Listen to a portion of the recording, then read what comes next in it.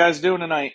Yeah, I'm not bad, mate. I'm not bad. I've got something to share with the group actually, but we'll bring the others in first, and then I'd like to elaborate on what I've done today, just to kick things off.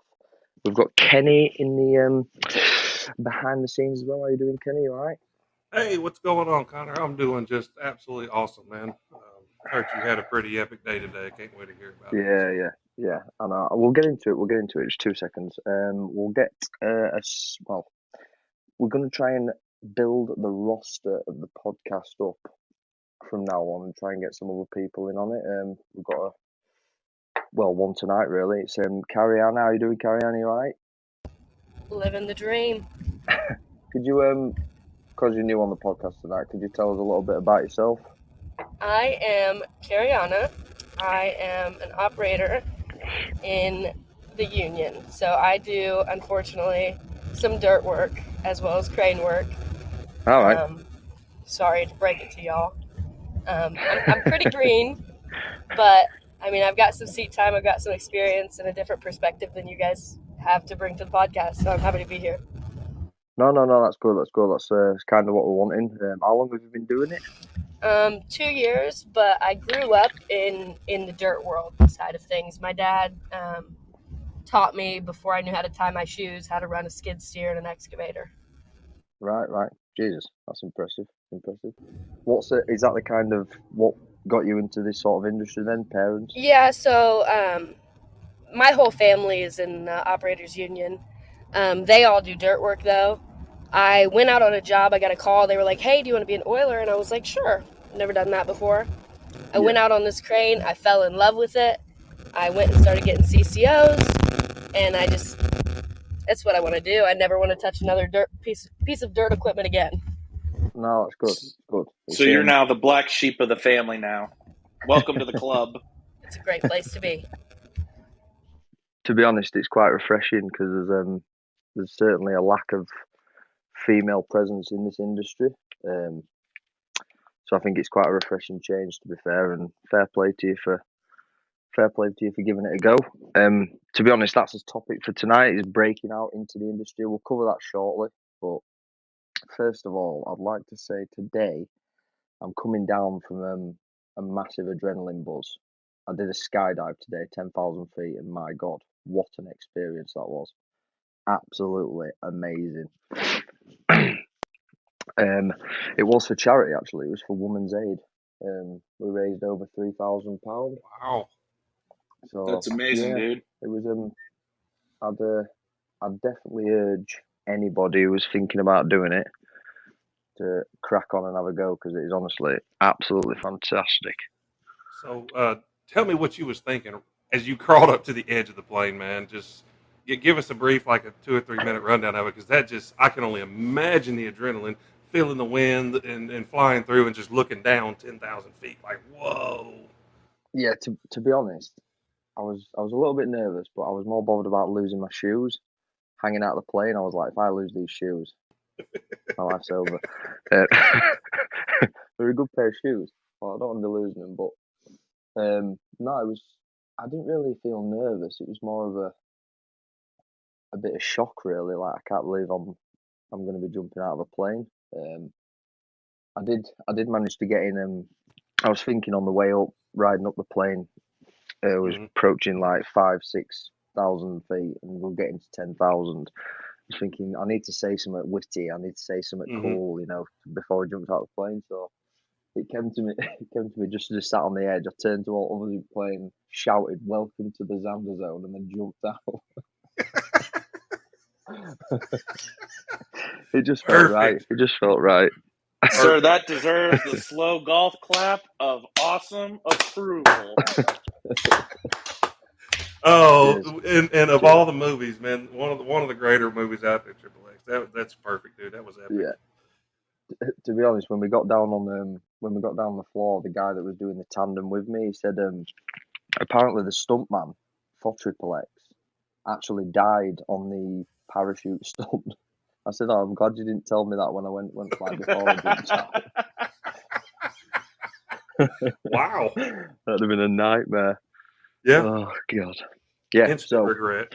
We're going to kick off with the news, and I believe Kenny's going to throw this one at us. What you got, Kenny? What you Yeah, got? so I stumbled across something interesting, and so this kind of, we all know the world is going EV, going green, yada yada yada. Well, Liebherr has produced a crawler crane that is 100% electric. It's the LR 1200.1 and 1250.1 unplugged is what they call it, and it's 100% battery powered crane.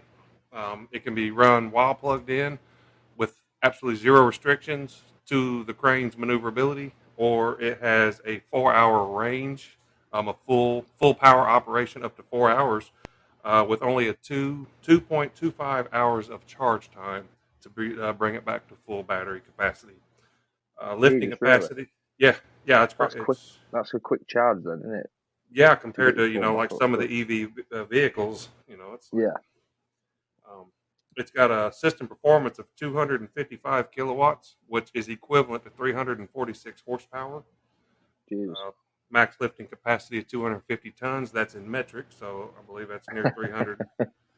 What's that? What's that in US tons? Do your own conversion. Something else interesting here. Where's it at? I've got it pulled up here, but it was saying it was given the specs on wood. It can boom up. Oh, I done lost the spec now. It can boom up quite a bit of boom.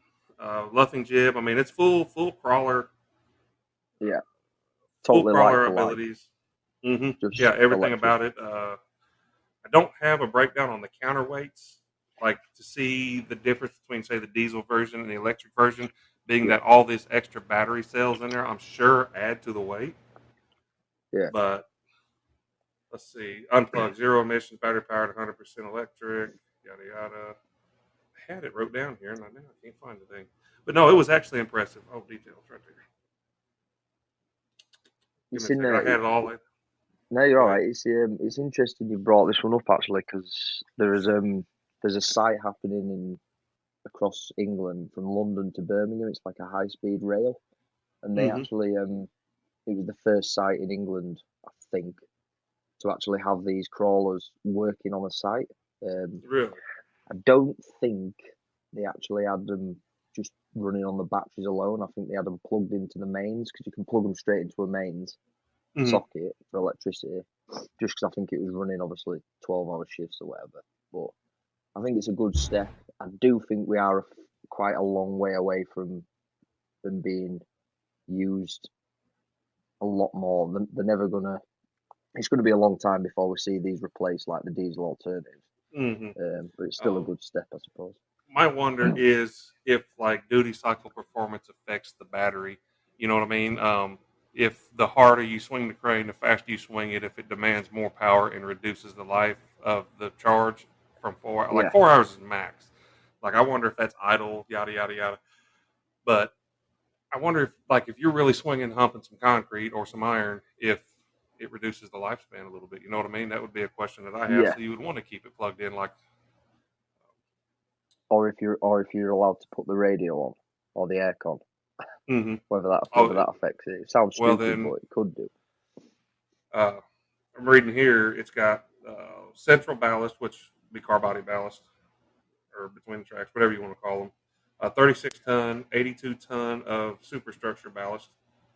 Um, maximum lattice jib, 20 meters of fixed jib, 95 meters of luffing jib, which that's nearly 300 feet, I believe. Do your own conversion. Mm-hmm. Main boom, lightweight to heavy, 20 meters, lightweight to heavy up to 89 meters. It's impressive. Is it just them two crawlers that they've got electric at the moment? I mean, it's not a natural. If you think of the world of tower cranes and stuff, and I know none of us are really that Mm-hmm. experienced with tower cranes and stuff. They've been electric for a long time, but obviously they're plugged into normally a diesel generator for they're running 24 hours a day or whatever. So it'd be interesting to see when they start bringing out other models that are going to be able to match the capabilities. I'm only seeing the 1200 and 1250 here on the brochures. So Yeah, on the brochures. no, The brochure yeah, is very posh, very posh. mm-hmm. No, that's Justin, anything to say on the electric crawlers? Are Kind you of not want to. interested? Well, I'm not a crawler, man. I'd love to learn crawlers, There's your but first problem, but you know. but my thing is, I actually have to agree with Kenny. Is you start doing like duty cycle stuff, and you start really hanging and banging some iron, you know, where you're pushing it. What's that battery life expectancy pushed to? And then the other thing is it like any other electronic? It starts to build a memory up where, all right, I leave like your phone, like the older models. You plug your phone in, you Yeah, get it to 100%, run it to 50, and then you start plugging it in and out of the wall, builds that memory. Is it going to Hmm. be a quick change out for batteries, or what's the yeah, service life on it? Because it would yeah, be yeah, awesome to see, and like you said, Kenny, like the batteries being as heavy as they are, the lithium ion batteries, um, adding to your counterweight package. But then, all right, now I got to service this thing and start pulling batteries out. How much of a pain is it to get to? Hmm. You as an A&D director, now you have inherited risks with, all right, guys, when we're doing erection, make sure we keep away from these lines. They're always charged like regular EV vehicle. Just more headaches than what a diesel crawler would be Oh yeah, my question. No, you got to think of the but cost of maintenance and stuff like that that goes into EV as well too. I mean, that stuff's inherently like the Teslas. I mean, almost a brand new Tesla, if a battery pack goes bad in it, they just total the whole dang car because yeah, it's not worth a new battery pack. and with that being yeah. said, if it's totaled, I mean, could you do a conversion from electric back to diesel, or can you do this conversion from existing diesel machinery to an electric? That would be kind of interesting to see what they could do with that also. With a welder and a Cummins, you can put anything, a diesel in anything. Oh So yeah. Where there's a will, there's a way. Just get the Copenhagen wintergreen and they'll get to work. there you go. No, I Cariana, thought you that got any thoughts? I think that it could definitely have pros and cons. I've done a little bit of like training and such at our international on tower cranes, and they are all almost now entirely electric. Yeah, So I think that like the way those are set up, obviously the tower crane does not move.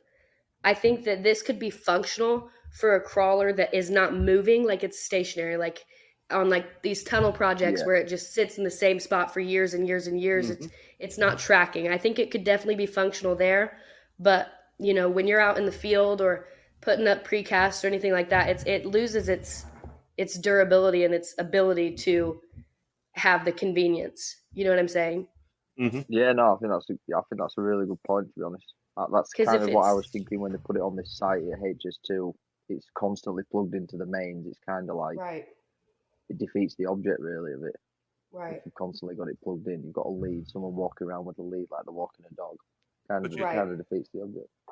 big diesel generator up on the counterweight and just sling around with it all day.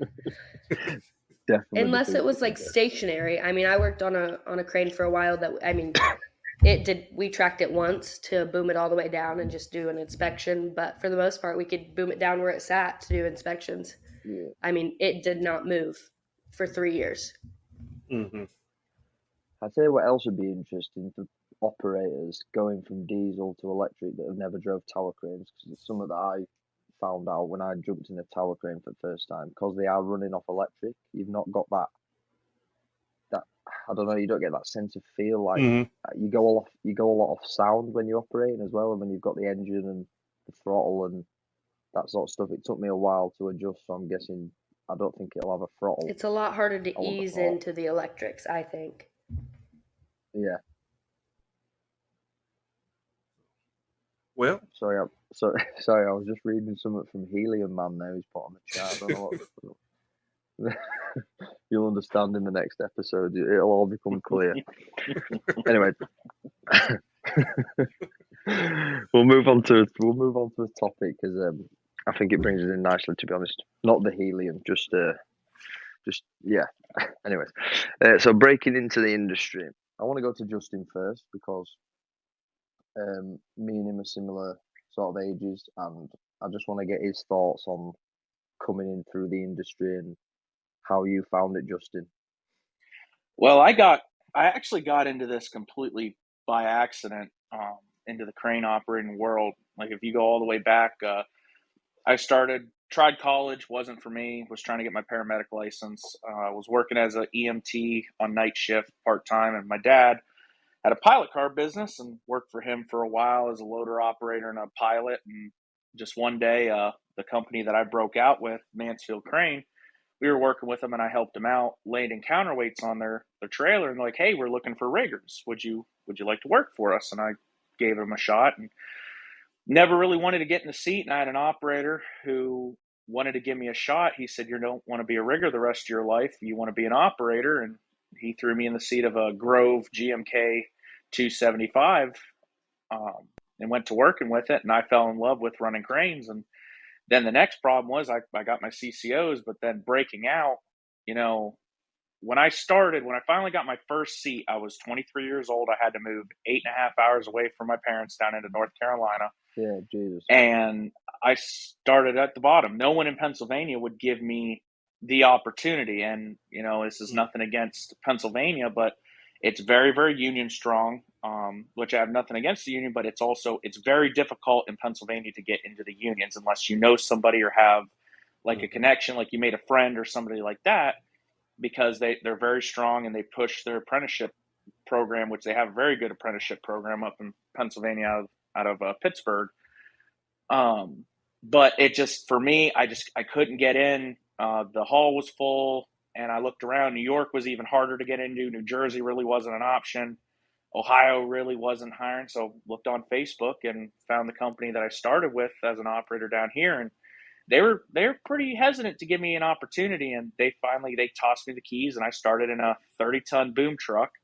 Went from a 30-ton to a 60, then 60 to 75, up to 100, and then dabbled with a 135. And I had my experience in the oil field with a 275, and I got an amazing opportunity actually just a couple months ago with the company I'm with now. They gave me the keys to a 2-year-old Grove 175-ton, and I've just fallen in love with it. And you just got to do your time. You know, it was hard getting that initial step into the industry and trying to push for a seat. But once you got your foot in the door and every day was a learning experience, you're just getting more and more knowledge. That initial step was the hardest, I think, as a young person to break into the industry. 100%, mate, 100%. I'm kind of similar to you, but you've probably done it a bit harder than I did, because my whole family's, because of the background that all my family's got with cranes and stuff like that, it kind of got me a foot in the door that way. It's not to say that I'm like I've ridden on my dad's coattails and stuff like that, but he's got me the foot in the door, and then I've obviously proved myself from then on. But I do think it is a very hard industry especially in the UK, to get into if you don't know someone that's in the industry or something like that, you know, to get your foot in the door. Carry on. What's your experience been like? I mean, I'm young, you know. I have experienced the lack of getting jobs. You know, I got my CCOs, I was ready to go on jobs, but it did nothing for me. I still have to wait and wait and wait. I mean, that's why I'm on a dirt crew. If I had the choice, like I said, I would never touch another piece of dirt equipment again, ever. Yeah. But like, because I'm in the union side of it, I don't get the choice. We're not allowed to solicit our own work. We have to just hope for the best and see what happens. So the cranes, I've been on multiple cranes, multiple different types, and I'll take oiling jobs. I know a lot of guys my age, you know, the egos are so big. I'm a crane operator. I'm not an oiler. I'm not going to do that. But, I mean, as much as we like to say that we know everything, we don't. And oiling is the best opportunity to learn it. But they don't like to promote you from that position. Yeah, I totally get where you're coming from. I also, I don't know if you have personally, but I know I have personally had experiences with older operators, a lot more experience, that are not willing to pass down. Then, I mean, we've touched on this a couple of episodes before, but it's like they're not willing to pass down their knowledge to the younger generation, which I think it'll be detrimental to the industry in the long run. Mm-hmm. And it's coming. Oh yeah, That 100%, 100%. in the next couple of years, we are going to be hurting because our generation does not have the same knowledge and skill base as these senior guys. And it's not everywhere, but I don't know about you, Connor, being over in the UK, how much different it is. But like at my old company, I can count on one hand how many guys that are going to be here long term. And when I mean that, just in the industry in general, most guys that I worked with that were great teachers, they got another 5-10 years left. And then they've already said they've hit the point of like, I don't want to go any higher, or this is my thing. I'm done at just doing servicing tower work, or hey, I just want to do the 550 and that's it. And that knowledge is going to be lost. Yeah, absolutely, mate. I've said it. Don't get me wrong. I'm not slating. There's a lot of people in the industry, the older like generation, we'll call them, the more experienced, that are willing to pass it down. Unfortunately, it's probably 50-50 of ones that want to pass it down and ones that don't want to pass it down. Mm-hmm. It's a real shame, but that's why me getting to where I am so far. If anyone ever has a question or anyone wants to learn anything or anything like that, I'll be more than happy to show them, because I've been in that situation before, so I know it firsthand. It's a bit shit, really. So I'll try and help as best I can. I don't know what your opinion is, but I kind of hold this attitude as a younger operator, and also I had an older gentleman tell me to have this attitude, and I've stuck by it. Teach whoever's beneath you how to replace you, because the only way that you're going to move up is if somebody can take that seat. And I fully agree with that. If you become so, like, prime example, this 175, if I don't teach a younger guy how to do it, who comes up behind me, let's say in 5 years, and hey, I want to learn this machine. Absolutely. If I have the attitude of, well, no, that's my machine, and I just hover over it, mine. Well, that brand new 300-ton Liebherr just came rolling in. Well, I'd like a new crane like that. Well, no, sorry, Justin, you've become so specialized in that, and you refuse to tell anybody how to play with your machine. Sorry, man, we just can't. You've become so valuable in this position. We can't move you up. So you've now screwed yourself into moving up, and you've screwed over people underneath you because you wanted to be stingy and be like, no, this is my machine. Yeah. I kind of think as well that it comes into it's a good thing to live by, like what you've just said. I think some of the older boys, it boils down to just being scared of the job. They don't want to lose. They don't want to be replaced. Do you know what I mean? They're scared. They'll see a young blood coming in, and they don't want to pass down that knowledge, because they're thinking, bloody hell, if I teach this guy everything that I know, he might come along and take my job. And I think that it really does scare a lot of them, which is a shame, because it's not like we're doing that. We don't want to come in and take the job. We just want to be the best we can and learn as much as we can. And it's a real shame, really. Carrie Ann, have you got something to add? I think she had something to add. Sorry about that. Right, you're there. Yeah, you're good. I've worked under some guys that do not want to pass on the knowledge, but I also worked under one guy who, I mean, he was adamant. The second I got in the seat, he was like, you need to go take your CCO as soon as you can. You know, there's no reason not to have it. And he gave me every opportunity of seat time. Now, obviously, like I said, I'm still green. I don't have vast amounts of knowledge, but I do know some things. And what I try to do, you know, I don't always have a permanent seat places. I don't always have, you know, the best rapport, but I try to get a lot of women to join, even women that are already like in dirt work. I'm like, hey, you know, come out to the training site with me. Just, you know, hop in this crane, because, you know, we have these next generations that are coming. We don't have young people. We don't have women. And there's so much reach that we could get. No, you know, yeah, definitely. I totally get where you're coming from. Absolutely. Even not even for the like, and you're not concentrating, but you're trying to get more women on board. But I started the whole TikTok just as a general thing to just get more people involved, like especially the younger lads or younger women. Right. I was going to bring Kenny in because I want to know from his perspective, with him being a bit, I won't say the older generation because that's a little bit rude, Kenny. You know what I mean? I know you're not old, I know you're not knocking on, but what do you think could be done in the industry to sort of improve the process of bringing these Well, young people through? I like to. Here recently, I've claimed the fact that I am part of the last of the old generation. I've a lot of the old guys that are well gone and retired that I come up under, and they was the old school. I don't want to say abuse, but you earned your respect through them. I think it's kind of 50-50. I think us that have been in, that are young like me, well, middle aged like me, but have got some age. And I say young, but then I'm talking to, how many of y'all was born after 2000? I was but born in 2001. 94, there you go. mate, 94. 96. Still. Yay, I'm not the youngest anymore. Yes. No, but dang, Dave, 73. What I'm saying is the younger generation needs to be more receptive to some of the, I won't say abuse, but some of the stricter talking, some of the snatch you up by your collar, Yeah, stop what the F you're doing, you know what I mean? Because this is an unforgiving industry, and we don't have time to pat you on the back and coddle you and make sure that your feelings are okay.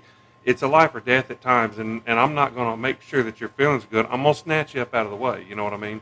yeah, And it can be that rough. needs to be, some of the younger generation needs to understand that and receive some of it. And then some of the older generation needs to get off their hard nose of these brats. They just want the glory. Well, they Yeah, kind of do, but you've got to understand, you've got to soften up just a little bit for the, and I'm not saying change everything about yourself, but some of the tactic. Don't come in so hardcore as aggressive like how it was happened when you was brought into the industry. But at yeah, the same time, you need to be able to soak someone up and say, hey, you need to cut it out. This is the way it is. Because I'm telling you, when I came in under my old man, just like you, Connor, I made it a yeah, point not to ride his coattail either. I have built my own career with my own name. But when I tell you that old man abused me, I would be oiling for him. I would get the tracks clean. We're on a bridge drive, driving piles, setting bridge meet. And all of a yeah, sudden, he'd want to turn the tracks around because he wanted the drive motors to the rear after I polished these tracks in a mud hole. What do? The operator's going to do it. I have to do what the operator says. Regardless if it's my old man or not, I oil for other old guys too, and they was the exact same way. I later seen what they was doing because once I yeah, earned their respect, they quit doing that stuff. They would let me sit there and talk to them, and then I would get the book from them and open the book up and ask them questions. yeah, yeah, yeah. Absolutely, man. Absolutely. Justin. Kind of to piggyback a little bit off of what Kenny said, it's not. I'm going to throw this out with my generation, and Connor, me, and carry on. We all kind of fall in the same Whoop, category. whoop.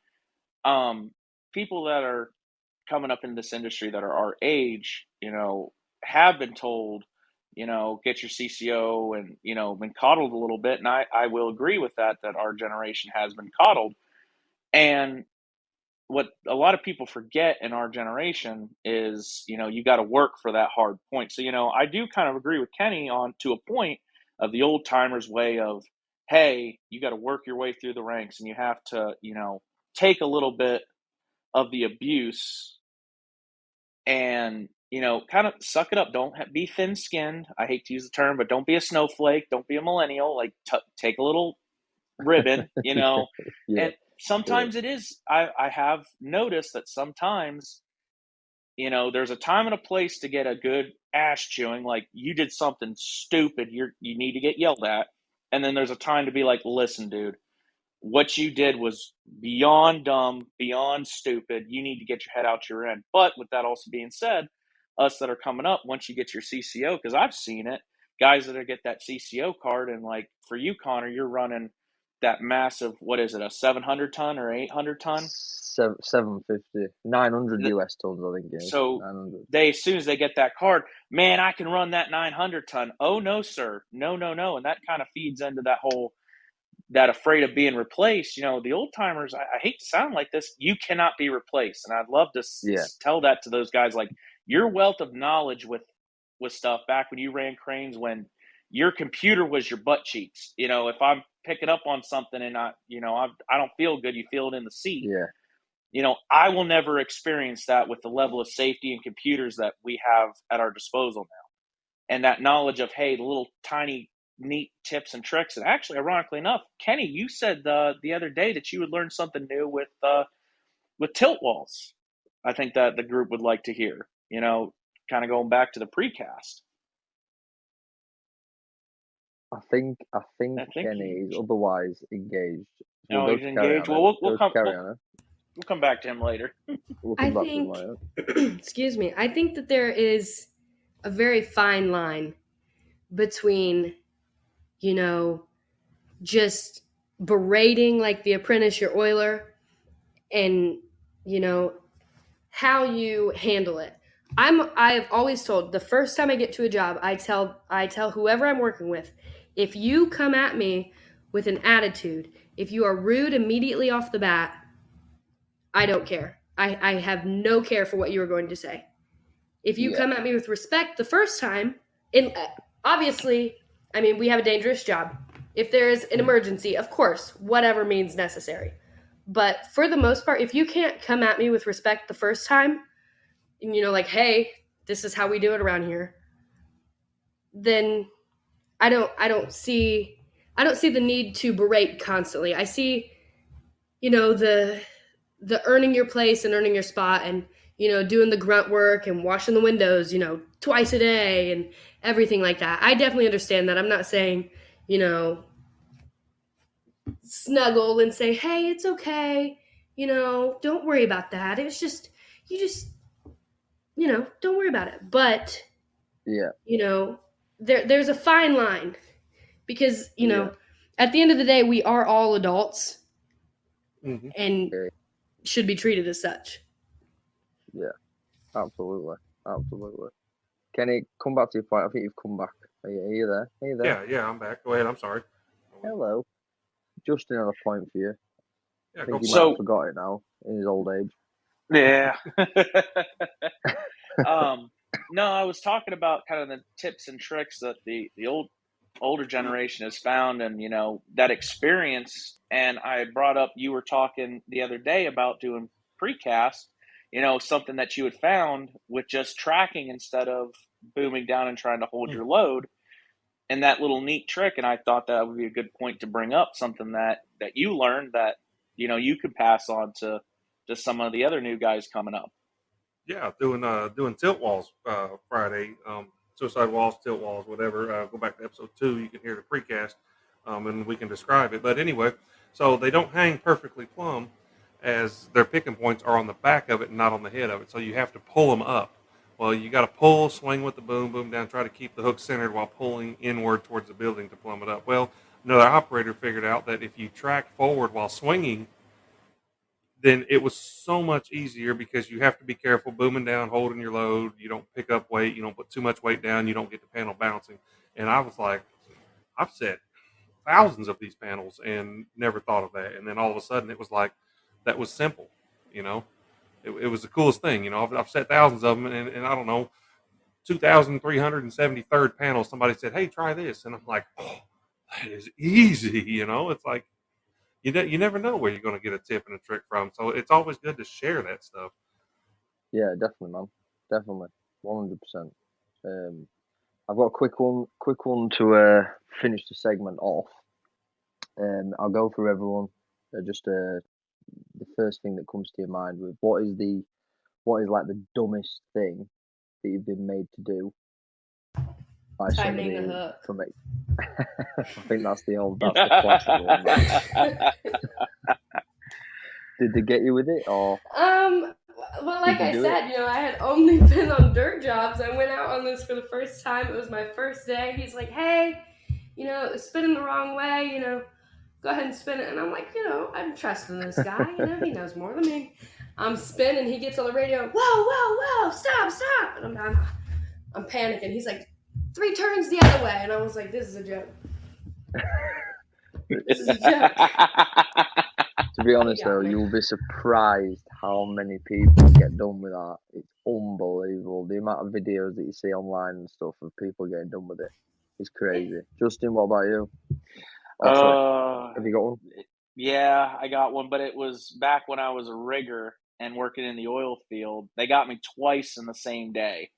First one was they said one of the key components, they call it a V door. It pushes up pipe and stuff. They're like, hey, Stipcac, we need you to run to the company man shack, and you need to go run and grab the V door key from the company man. And it's midnight.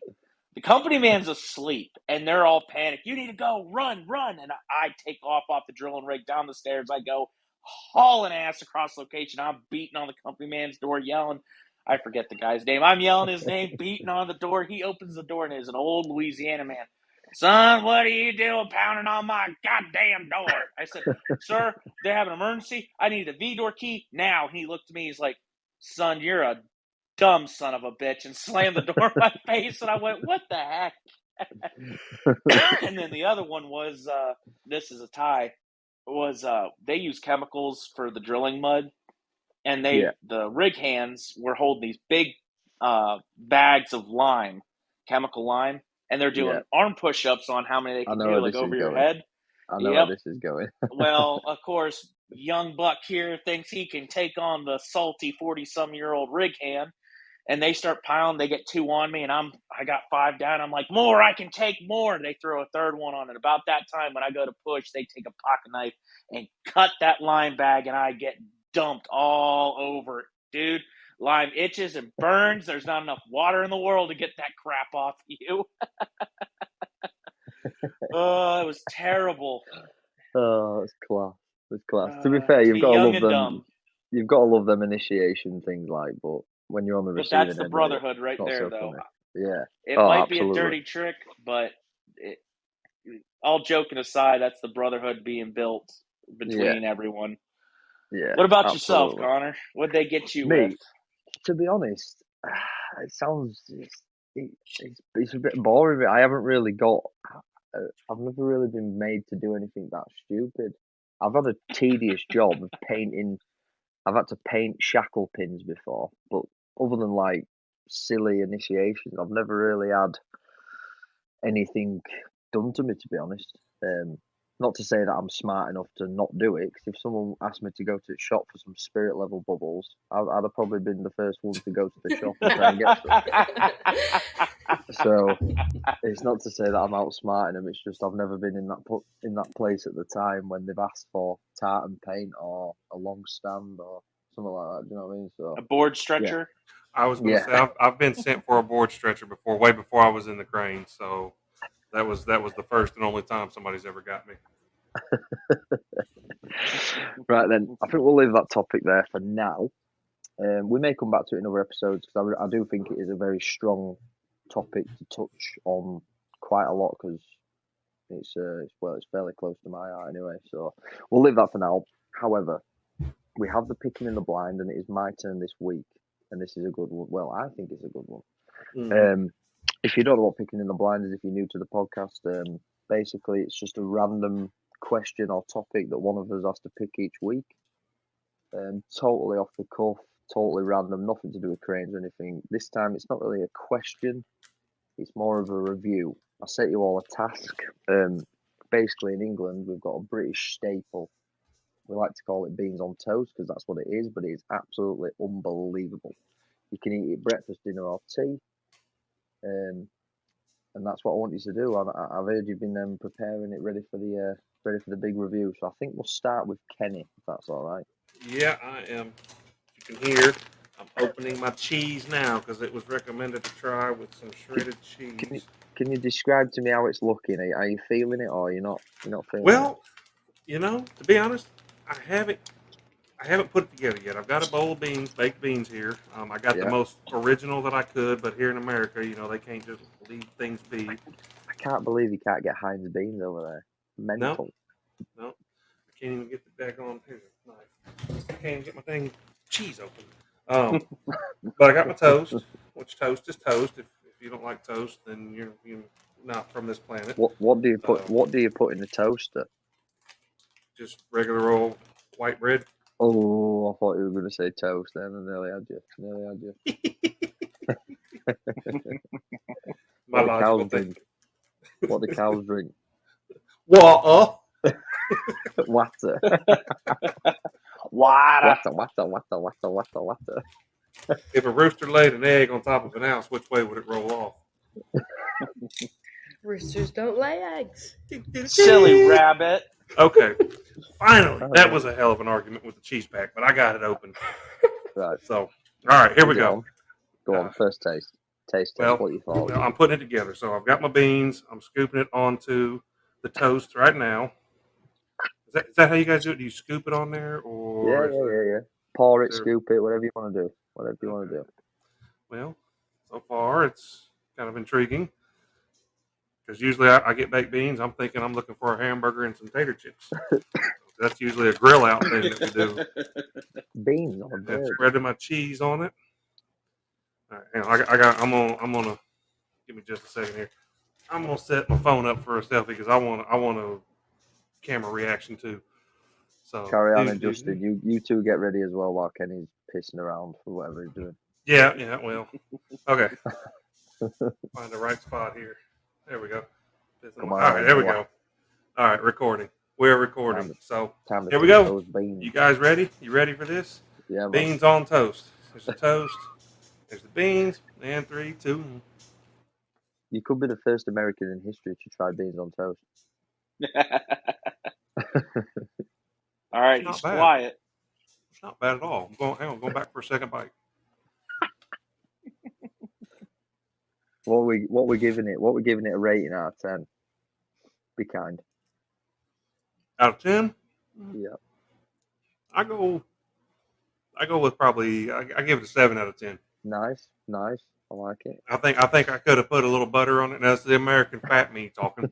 A little butter on the toast first, maybe get a more flavored bacon. But I mean, it's not bad. Like I'm not over here looking for a trash can to ralph my guts out. So Yeah. I'm actually probably going to finish this the rest while you guys do yours.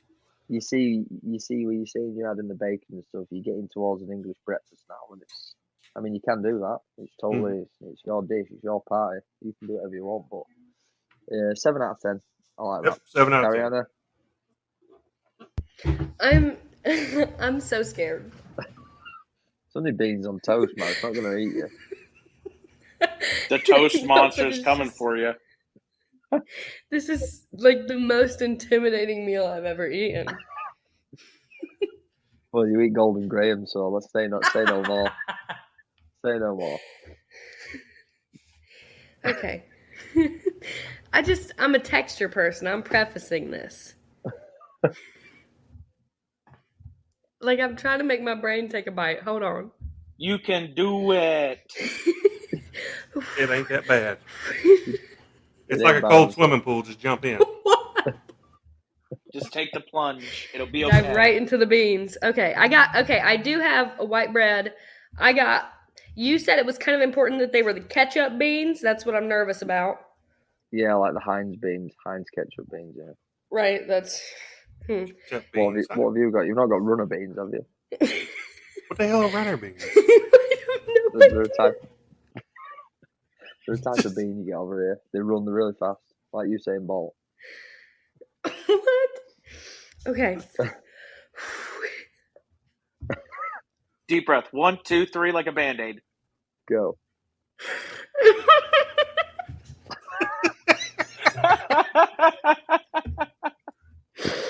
I feel like this is a trick.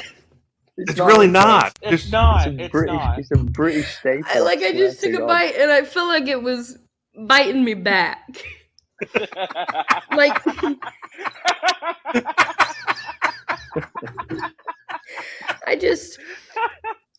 I don't like the beans are mushy. What?